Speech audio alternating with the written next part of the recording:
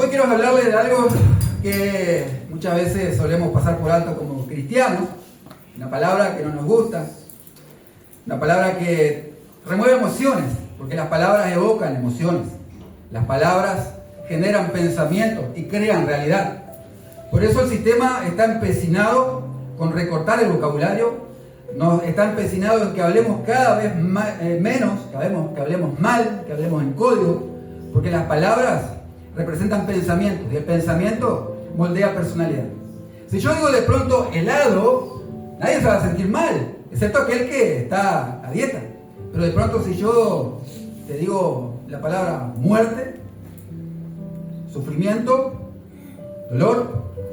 Cuenta la historia que había un hombre que era muy rico, había heredado una fortuna, tenía una familia próspera, tenía hijos, era un hombre muy respetado, un hombre de bien.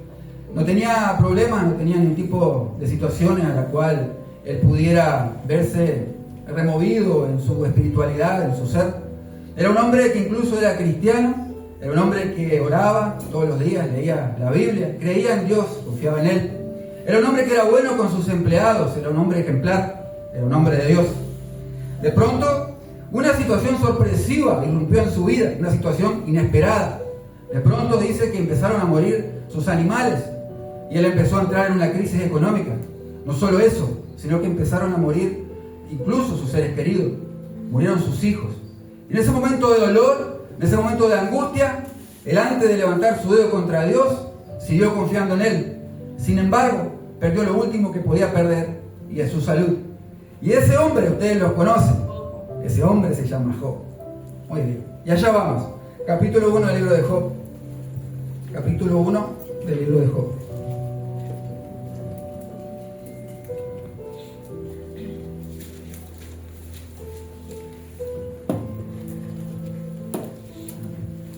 Cuando lo tengan, digan amén. Amén. Vamos a leer los primeros dos capítulos, son un poquito extensos, pero así le damos contexto a lo que vamos a abordar. Bien. Siento ruiditos por ahí. Capítulo 1 en adelante del libro de Job.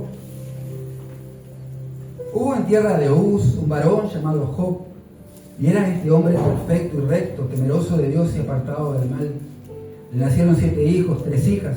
Su hacienda era 7.000 ovejas, 3.000 camellos, 500 yuntas de bueyes y 500 asnas, muchísimos criados, y era aquel varón más grande que todos los orientales. Iban sus hijos y hacían banquetes en sus casas, cada uno en su día, y enviaban a llamar a sus 3 hermanas para que comiesen y bebiesen con ellos.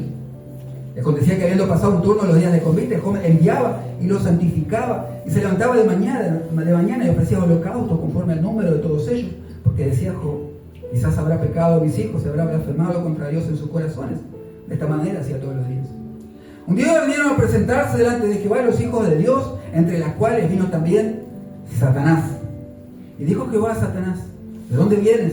Respondiendo Satanás a Jehová, dijo: de rodear la tierra, de andar por ella. Y Jehová dijo a Satanás: ¿no has considerado, mi siervo Job, que no hay otro como él en la tierra, varón perfecto, temeroso de Dios y apartado del mal? Respondiendo Satanás a Jehová, dijo: ¿acaso teme Job a Dios de balde? ¿No le has cercado alrededor de él y su casa y de todo lo que él tiene? El trabajo de sus manos ha dado bendición, por tanto sus bienes han aumentado sobre la tierra. Pero extiéndelo a tu mano y toca lo que tiene, y verás si no blasfema contra ti en tu misma presencia. Dijo Jehová a Satanás: aquí todo lo que él tiene está en tu mano, solamente no pongas en tu mano sobre él. Y salió Satanás delante de Jehová. Y un día aconteció que sus hijos e hijas comían y bebían, y vino a casa de su hermano, el primogénito, y vino un mensajero a Job y le dijo: estaban arando los bueyes y las asnas paciendo cerca de ellos, y acometieron a los sabeos y los tomaron, y mataron a los criados a filo de espada. Solamente escapé yo para darte la noticia. Aún estaba hablando cuando vino otro, y dijo: fuego de Dios cayó del cielo que quemó a las ovejas y a los pastores y los consumió. Solamente escapé yo para darte la noticia. Y todavía estaba hablando y vino otro y dijo: los caldeos hicieron 13 escuadrones, arremetieron contra los camellos, se los llevaron, mataron a los criados a filo de espada, y solamente escapé yo para darte la noticia. Entre tanto que te hablaba, vino otro y dijo: tus hijos y tus hijas estaban comiendo y bebiendo vino en casa de su hermano, el primogénito, y un gran viento vino del lado del desierto y azotó las 4 esquinas de la casa, la cual cayó sobre los jóvenes y murieron, y solamente escapé yo para dar la noticia. Entonces Job se levantó, rasgó su manto, rasuró su cabeza, se postró en tierra y adoró y dijo: desnudo salí del vientre de mi madre y desnudo saldré allá. Jehová dio, Jehová quitó, sea el nombre de Jehová bendito. En todo esto no pecó Job ni atribuyó a Dios propósito alguno. Aconteció que otro día vinieron los hijos de Dios para presentarse delante de Jehová, y Satanás vino de nuevo. Y dijo Jehová a Satanás: ¿de dónde vienes? Respondió Satanás: de rodear la tierra. Y Jehová dijo a Satanás: ¿no has considerado a mi siervo Job? Porque no hay otro como él en la tierra, varón perfecto, recto, temeroso de Dios, apartado del mal, que todavía retiene su integridad, aun cuando tú me incitaste contra él para que lo arruinara sin causa. Respondió Satanás y dijo: piel por piel, todo lo que el hombre tiene dará por su vida. Pero tiende a dar tu mano y toca su hueso y su carne, y verás si no blasfema contra ti en tu misma presencia. Y Jehová dijo a Satanás: he aquí, él está en tus manos, mas guarda su vida. Entonces salió Satanás de la presencia de Jehová e hirió a Job con una sarna maligna, desde la planta de los pies hasta la coronilla de la cabeza. Y tomaba Job un tieso para rascarse con él, y estaba sentado en medio de la ceniza. Entonces la mujer le dijo: ¿aún retienes tu integridad? Maldice a Dios y muérete. Y él dijo: ¿cómo suele hablar cualquiera de las mujeres fatuas has hablado? ¿Qué recibiremos de Dios? ¿El bien y el mal no lo recibiremos? En todo esto no pecó Job con sus labios. Y 3 amigos de Job, Elifaz, Temita, Bildad, Suita y Sofar, Namita, luego que oyeron todo este mal que les había sobrevenido, vinieron cada uno en su lugar, porque había convenido en venir juntos para condolerse de él y para consolarle, los cuales, alzando los ojos desde lejos, no lo conocieron y lloraron a gritos, y cada uno de ellos rascó su manto. Los 3 esparcieron polvo sobre sus cabezas hacia el cielo, y así se sentaron en la tierra por 7 días y 7 noches, y ninguno le hablaba la palabra, porque veía que su dolor era grande. El libro de Job es el libro por excelencia donde trata y aborda la cuestión de la existencia del mal. Si Dios es un Dios justo, bueno y bondadoso, eternamente misericordioso, ¿por qué existe el mal? Ese es el mejor argumento de los ateos, pero es una herida abierta dentro del cristianismo. Porque una cosa es buscarle el sentido lógico al sufrimiento, pero cuando la persona atraviesa una situación, muchas veces esas respuestas no aparecen y el dolor es mayor que el físico, porque cree que su dolor no tiene sentido. Y a Job no le pasó lo que le pasó porque era un hombre malo, sino porque era el mejor. Era el mejor hombre que podía haber, era Job.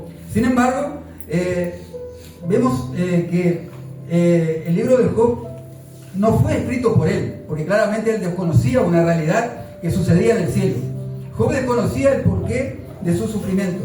Como sucede en todos los libros, el nombre de su autor no es Job. Se alude la autoría del libro de Job a Moisés, porque es el libro más antiguo de la Biblia.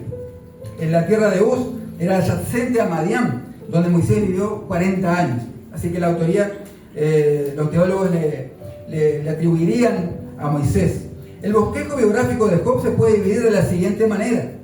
Job era un hombre espiritualmente maduro, era un padre de muchos hijos, dueño de mucho ganado, un hombre rico e influyente, un sacerdote para su familia, un marido amoroso y sabio, un hombre importante en los asuntos comunitarios, un hombre benevolente, un líder sabio, un agricultor. Este libro comienza con una escena en el cielo que le explica todo al lector de lo que está sucediendo. Job sufría porque Dios estaba en una competencia, por así decirlo, con Satanás, el acusador de nuestras almas. La pregunta central es: ¿qué tan dispuestos estamos a permanecer en la fe?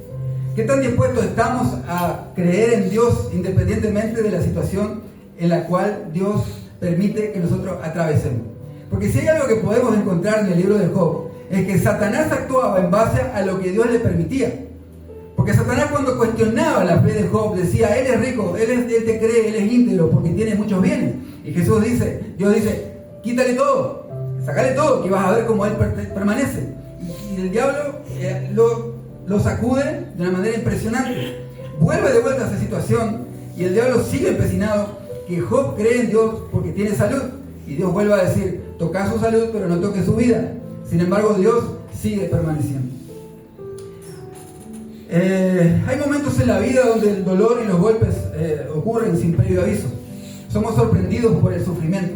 Cualquiera está expuesto a una situación repentina. La pérdida de un familiar, podemos atravesar enfermedades incurables, un accidente, todo puede cambiar de una forma brusca y abrupta. El sufrimiento revela la verdadera fe que nosotros tenemos. ¿Han escuchado la frase, el culto, salí vacío del culto? Y vos decís, pero hermano, las canciones eran heréticas, no. La palabra estaba fuera, la predicación estaba fuera de la palabra, no. Entonces, ¿qué pasó? Pero salió vacío. ¿Por qué? Porque estamos basando nuestra vida, nuestra fe, nuestra espiritualidad en el sentimiento. Y nosotros somos llamados a ser probados en el fuego, en el crisol, y a cargar esa cruz a la cual Jesús un día cargó. La fe no depende de las circunstancias. Job pierde todo. Y en el libro de Primera de Pedro, vamos allá, Primera de Pedro, habla de qué sucede con la fe cuando somos expuestos al fuego. Primera de Pedro, no sé si tienen para proyectarlo. Primera de Pedro, capítulo 1, versículo 7.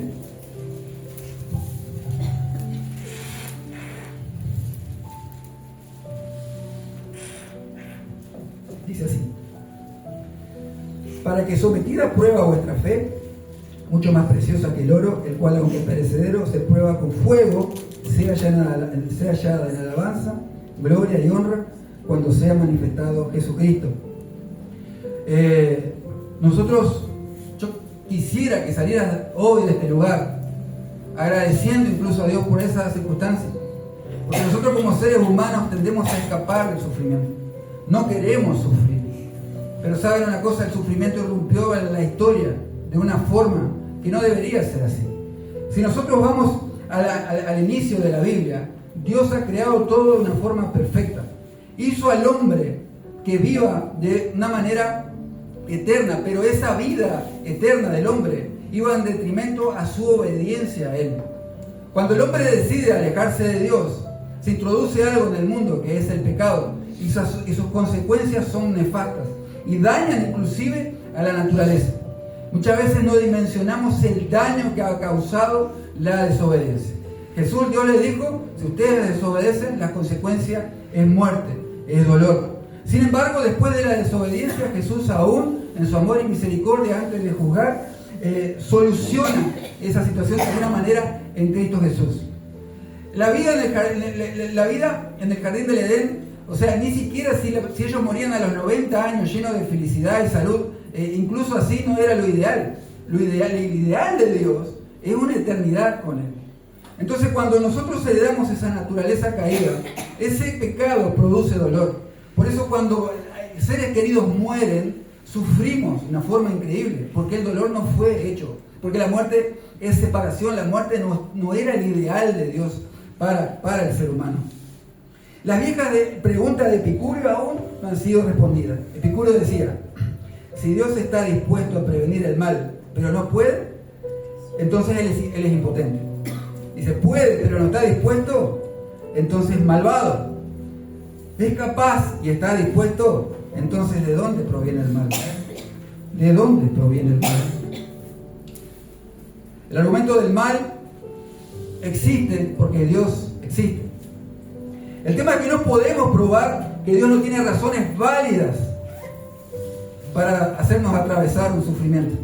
No podemos probar cuál es el motivo. Entonces, si no encuentro una razón a mi sufrimiento, por lo tanto Dios tampoco tiene una razón para ese sufrimiento. Pero Alvin Plantinga, un filósofo cristiano, lo ilustraba de esta forma. Si yo de pronto abro una carpa y encuentro un San Bernardo, yo puedo llegar a la conclusión de que ahí hay un animal. Pero si abro la carpa y voy a ver si hay jejenes, si no veo jejenes, entonces por lo tanto no existen jejenes. Y en realidad no quiere decir que porque no lo vean no estén, porque son unos animalitos diminutos. Y en ese sentido, el hecho de que no encontremos el supuesto sentido de nuestro sufrimiento, no quiere decir que Dios no tenga algún propósito con lo que nosotros estemos atravesando. Independientemente del dolor, que muchas veces se vuelve insoportable, que muchas veces se vuelve visceral, que muchas veces queremos que alguien nos tienda una mano. Pero la reacción normal, la reacción común del ser humano es decir, Dios no existe. Ahora, si yo digo, Dios no existe porque estoy sufriendo, el sufrimiento no va a desaparecer. Si yo me la agarro con Dios y me peleo, El sufrimiento aumenta porque yo, aparte del sufrimiento que estoy pasando, encima me la agarré con Dios y la voy a pelear solo. Entonces el objetivo de lo que yo quiero decirle hoy es que podamos aferrarnos a Cristo para encontrar esa fuerza y darla hacia adelante en medio de lo que sea, independientemente de si Dios me contesta o no. Porque fíjense la actitud de Job. Dios da, Dios quita, ¿no? Desnudo vine, desnudo me fui. Él no tenía un amor por lo material, o sea, si bien amaba, pero el amor de Dios era mayor. Por eso a veces preguntan, ¿tiene Dios algo contra las riquezas? No, de ninguna manera. Lo que Dios no quiere es que ames más las cosas que a Él. Cuando amamos más a Dios que las cosas terrenales, de momento que las perdamos, no nos va a afectar tanto, porque Dios es nuestro ancla. No vas a saber que Dios es lo único que necesitas cuando Dios sea lo único que tienes. No vas a saber que Jesús es lo único que necesitas hasta que sepas que Jesús es lo único que tenés. Cuando estás contra la espada y la pared. Así somos. El hombre va por el dolor. El hombre, muchas veces, Dios llama con lazos de amor y llama con lazos de dolor. Dios disciplina a sus hijos. Y sucede lo mismo con los niños. No entienden por qué sus padres toman determinadas acciones restrictivas en cuanto a su operancia dentro del hogar. Pero las disciplinas que sus padres ejercen sobre sus hijos es por su propio bien, y sin embargo no lo entienden, pero es por su propio bien. Cuando vamos al dentista nos duelen las inyecciones, pero es por nuestro propio bien. Entonces Dios también actúa de esa manera, aunque no lo entendemos, es por nuestro propio bien. El cristianismo es la cosmovisión que más herramientas le da al ser humano para afrontar el dolor. Sufrimos porque no fuimos creados para este mundo. Sufrimos porque nuestra cultura hedonista nos dice que el mundo nos debe algo. Antiguamente la sociedad y los seres humanos tenían claro que ellos tenían que aportar algo al mundo. Sabían que vinieron con un propósito de mejorar el contexto en el cual habían venido. Hoy nosotros reclamamos todo, y nos victimizamos porque la cultura nos formatea, la cultura influye en nosotros. La fe no se apoya en lo visible. Cuando Job no tiene hijos, ni bienes, ni salud, su adoración permanece. Porque la fe es por él oír. Romanos 10:17. La fe viene por el oír. Aun cuando no tenés nada, sos como aquel árbol de otoño que a la simple vista está seco, sin hojas, sin color, pero abajo hay raíces vivas, abajo hay raíces fuertes. Entonces que tu raíz esté fuerte, aunque el árbol, aunque la apariencia, aunque por fuera te hecho pedazo. Tu raíz es lo que importa. El sufrimiento expone la fragilidad humana. Job 3:3 llega a un punto donde Job tiene tanto dolor que dice que incluso había maldijo el día en que nació. Job 3:3. Perezca el día que yo nací y la noche en que se dijo varón sea concebido. Y en el libro, más adelante un poquito en Job 10:38,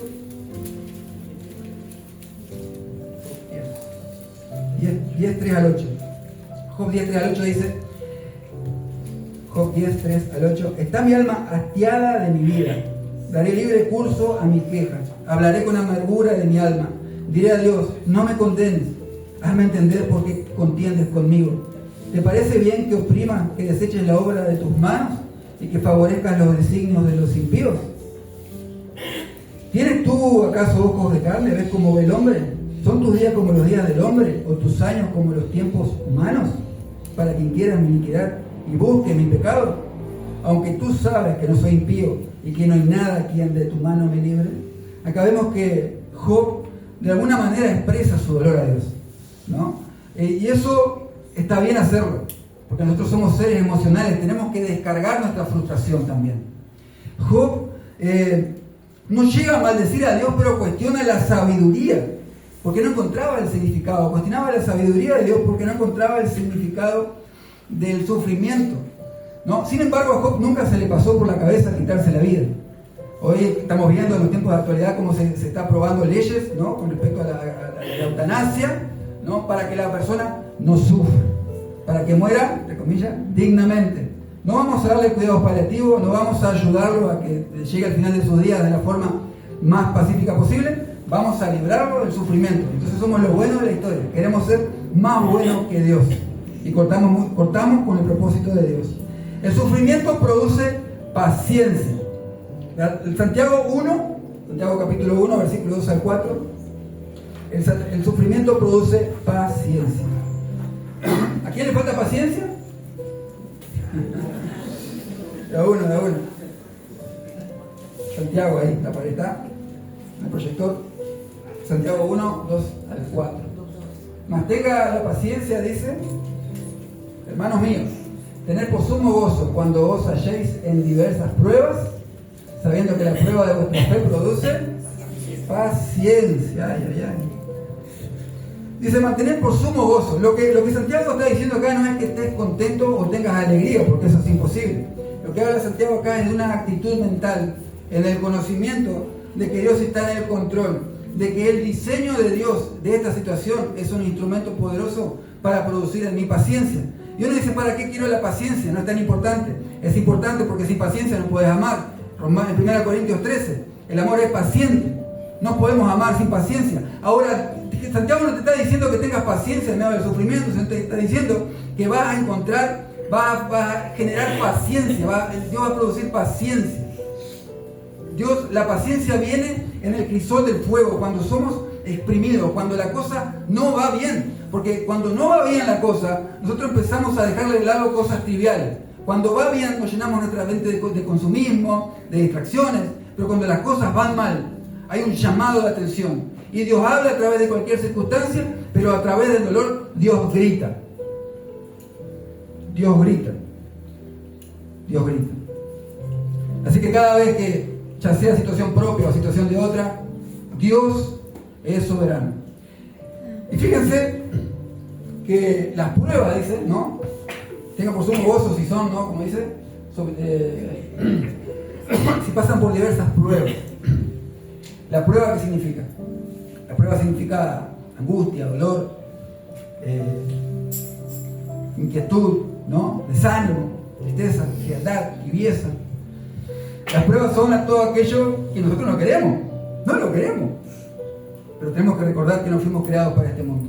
Y a través de esa situación, Dios me forja.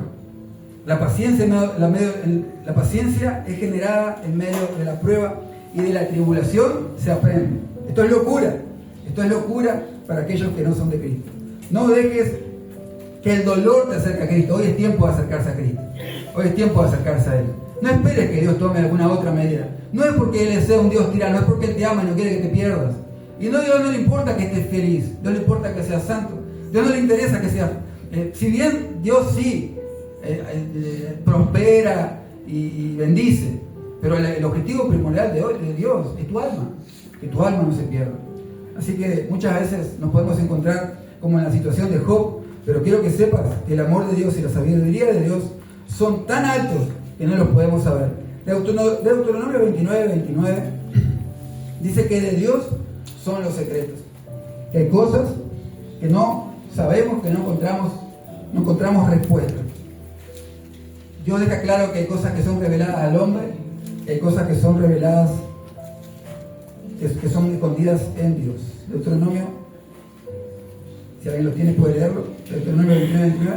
Las cosas secretas pertenecen a Jehová nuestro Dios, mas las reveladas son para nosotros y para nuestros hijos, para siempre, para que cumplamos toda la palabra de esta ley. Amén. Las cosas secretas pertenecen a Jehová nuestro Dios, mas las reveladas son para nosotros y para nuestros hijos. Las cosas secretas pertenecen a Dios. Las cosas secretas pertenecen a Dios. Yo quiero leerles una carta que es real, una carta que ha recibido una fundación, ¿no? Que enfoca a la familia, para más o menos ilustrar a qué grados de dolores muchas veces puede ser expuesto el ser humano.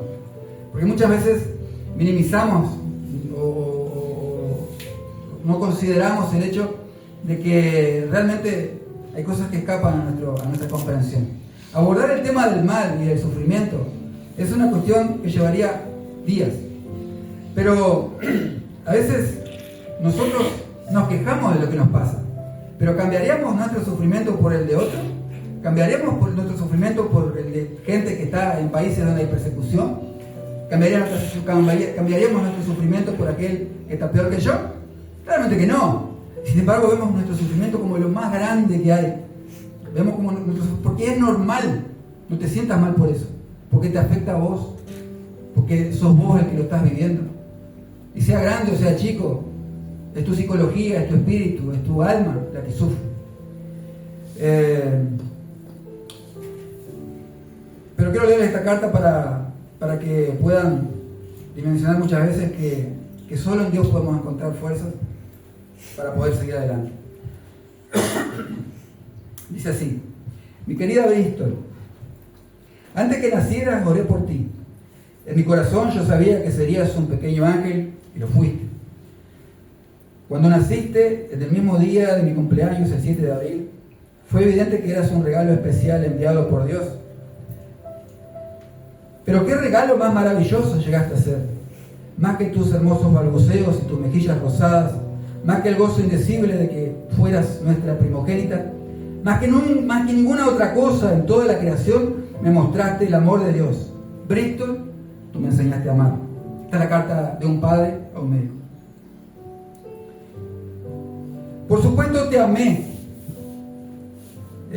tanto te amé, cuando eras muy delicada y linda, cuando te diste vuelta y te sentaste balbuceando tus primeras palabras. Te amé cuando sentimos el agudo dolor de saber que algo andaba mal, que tal vez no estabas desarrollándote tan rápido como los demás niños de tu edad. Y también te amé cuando supimos que lo que te sucedía era más serio que esto. Te amé cuando fuimos de un médico a otro y de hospital en hospital, tratando de encontrar un diagnóstico que nos diera alguna esperanza. Y desde luego, siempre oramos por ti incesantemente. Te amé cuando uno de los exámenes produjo que te extrajeras demasiado fluido espinal y te pusiste a gritar. Te amé cuando llorabas y gemías. Cuando tu mamá, tus hermanas y yo íbamos por horas en el auto para ayudarte a que te pudieras dormir. Te amé con mis ojos llenos de lágrimas cuando confusa te mordías involuntariamente los dedos o el labio, y cuando te pusiste virca y luego te quedaste ciego. Naturalmente te amé cuando ya no podías hablar, pero como extrañé no oír más tu voz. Te amé cuando la escoliosis comenzó a torcer tu cuerpo como si fuera maíz. Cuando pusimos un tubo dentro de tu estómago para que pudieras comer, porque te ahogabas con la comida que te dábamos por cucharadas, tardándonos hasta 2 horas en cada comida. Pude amarte cuando tus miembros retorcidos me impedían que fácilmente te cambiara los pañales sucios. ¿Cuántos pañales? 10 años cambiándote pañales, Bristol. Incluso te amé cuando ya no podías decir las palabras que más anhelabas oír en esta vida. Papi, te amo. Bristol, te amé cuando me sentía cerca de Dios y cuando Él parecía estar muy lejos de mí. Cuando estaba lleno de fe y cuando estaba enojado con Él. Y la razón por la que te amé, Bristol, a pesar de todas estas dificultades, fue que Dios puso su amor en mi corazón. Esta es la maravillosa naturaleza del amor de Dios, que Él nos ama aun cuando estamos ciegos, sordos o torcidos en nuestro cuerpo o en nuestro espíritu. Dios nos ama aun cuando no podemos decirle a Él que también le amamos. Mi querida Bristol, ahora estás libre y espero ansiosamente ese día cuando, de acuerdo con las promesas de Dios, nos reuniremos contigo y con el Señor completamente libres de imperfecciones y llenos de gozos. Estoy tan contento de que tú recibiste tu corona antes que nosotros. Un día te seguiremos cuando Él así lo quiera. Antes que naciera oré por ti. En mi corazón sabía que serías un pequeño ángel y lo fuiste. Te ama, papá. Fuertes palabras de un padre que abrió su corazón, pero encontró en Dios la fuerza para sobrellevar esas circunstancias. Hay una persona, sí, él no tiene extremidades, nació sin brazos y sin piernas. Y él es un conferencista, capaz, ya lo conocen. Y él decía que en el cielo él sería completo, él sería completado. Nosotros vamos camino a eso. Dios de alguna manera crea el sufrimiento con un propósito mayor. Dios de alguna manera forja el sufrimiento para que encontremos sentido en Dios.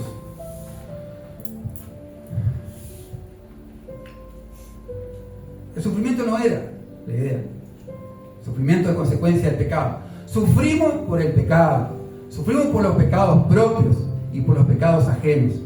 Sufrimos porque actuamos mal. ¿Cuál es la clave para tener un matrimonio exitoso? No pecar. ¿Cuál es la clave para relacionarnos entre hermanos? No pecar. ¿Cuál es la clave? No pecar. El pecado es la consecuencia del mal de este mundo. Porque sufre el ser humano. ¿Por qué Dios no erradica el mal del mundo? Porque para erradicar el mal del mundo tendría que eliminarnos a nosotros. Y el mal es como un óxido que corroe al ser humano. El mal es aquello que denigra y deforma la imagen de Dios en vos. Pero Jesús viene a revertir esa situación. Y Jesús hoy te dice: yo quiero forjar una imagen semejante a la mía a través de lo que estás viviendo.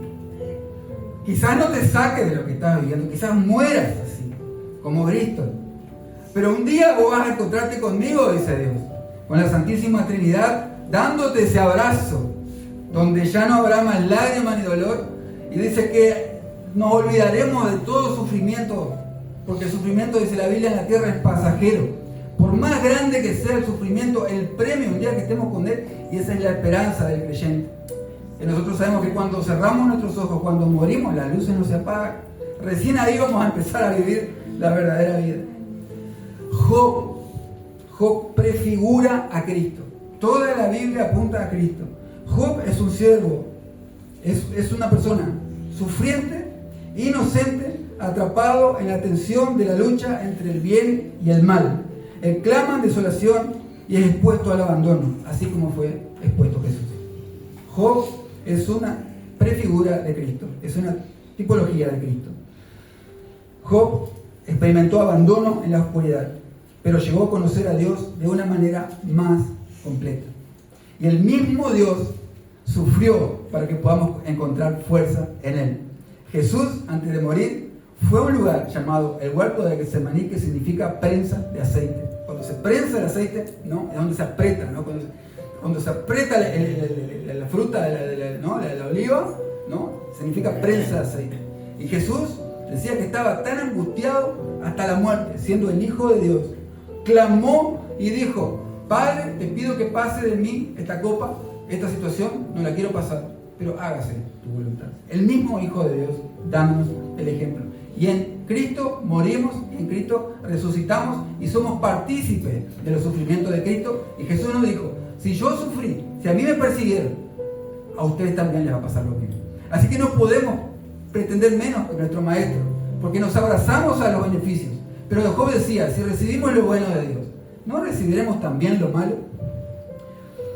Si estás sufriendo hoy sin respuesta, trata de encontrar a Cristo en medio del dolor. Dios le negó quitar el aguijón a Pablo, ¿se acuerdan de ese texto? No, bástate mi gracia, no, Pablo. Pablo oraba, dice 3 veces, pero el número 3 también significa plenitud. Y ¿sabes cuántas veces oraba Pablo? ¿Qué era Pablo? Y Dios dijo: no, Pablo, no te voy a quitar la aflicción, porque yo voy a ser glorificado a través de tu vida. Peter Wagner escribió, dice: llegará el momento en que no habrá más sufrimiento inmerecido, y así será por toda la eternidad. Esta oscuridad presente, la era del mal, será recordada como un parpadeo, será recordado como un breve parpadeo al comienzo de la historia. Todo el mal hecho por los malvados a los inocentes se habrá vengado, y cada lágrima será enjugada. Los mayores placeres que podamos experimentar en esta vida son como gotas de rocío en comparación con el océano de alegría infinita que tendremos al ver a nuestro Dios cara a cara.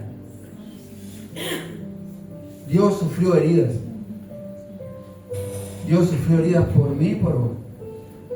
Y el sufrimiento de Dios, además de físico, fue espiritual. Porque hubo un momento en la cruz cuando Él grita con toda el alma: Dios mío, ¿por qué me abandonaste? El mismo Hijo de Dios naturaleza humana, con los brazos abiertos. ¿Por qué? El mismo Hijo de Dios. ¿Por qué? ¿Por qué? Sufrimos. ¿Por qué me abandonaste, Dios? ¿Que acaso yo no voy a la iglesia? ¿Que acaso yo no oro? ¿Que tendré algún pecado? Yo no. Job no tenía pecado ninguno. Job no sufrió por ser el peor, sufrió por ser el mejor. ¿Por qué? Ese mismo Jesús, en su último suspiro, gritó con toda el alma, porque se había roto algo en lo espiritual. Era la Trinidad que de alguna manera recibiría la ira del Padre, porque la ira de Dios debía ser volcada sobre nosotros. La ira eterna, porque Dios es infinitamente amoroso, es infinitamente amor, pero la ira también es una perfección de Dios, un atributo de Dios. Y cuando pecamos, esa ira de Dios debía caer sobre nosotros y destruirnos. Porque si Dios en el momento que nosotros pecamos, Dios nos manda al infierno, aún así Dios seguiría siendo justo. Pero Dios decide, no. Jesús dice, no, yo voy a pagar el precio. Por ustedes, por mí, por cada uno de nosotros. Y todo ese, Paul Washer lo describe de la siguiente manera. Jesús, en el momento que perdió la vida en esa cruz, fue expuesto a olas, decía Paul Washer, olas y olas de la ira de Dios, de la ira, del peso de la ira del Padre sobre el Hijo. No dimensionamos lo que significa el sacrificio de Cristo. Fue volcado una potencia que solo un ser eterno como Jesús, solo una persona divina podía soportar. Y Él lo soportó. Y dijo, consumado es, hecho está. Hecho está. La aflicción muchas veces son una forma de acercarnos a Él. No hay explicación. ¿Por qué sufren? ¿Por qué sufrimos? ¿Por qué sufren los inocentes? Porque el pecado lo dañó todo. Y nosotros, siendo cristianos, no estamos exentos de sufrir. Estamos salpicados. Situaciones económicas, situaciones de divorcio, padres sin hijos, gente sin propósito, gente que no tiene objetivo en la vida, gente que se frustra y le dice, Dios, dame respuesta. Y si Dios no me da respuesta en 2 semanas, yo me desanimo y no oro más. Pero ¿cómo podemos exigirle a un Dios que trasciende el tiempo, que es eterno, que no conteste en 2 semanas? A veces tenemos un concepto equivocado de Él. Nos acercamos a Dios como un padre que da mimos, que consiente, que da regalos. Dios sí bendice. Pero que podemos acercarnos a Dios en un temor reverente como un padre, pero no como un padre que cumple caprichos, sino como un padre que sabe lo que es correcto para cada uno de nosotros. Y al final del libro de Job, en el capítulo 42, versículo 3, dice, ¿quién es el que curece el consejo sin entendimiento? Decía Job, por tanto yo hablaba lo que no entendía, cosas demasiado maravillosas que no comprendía. Yo te ruego y hablaré, y te preguntaré y me enseñarás. Y Job decía, de oídas te había oído, mas ahora mis ojos te ven. Dios no le dio respuesta, pero le dio algo más importante, que es su presencia.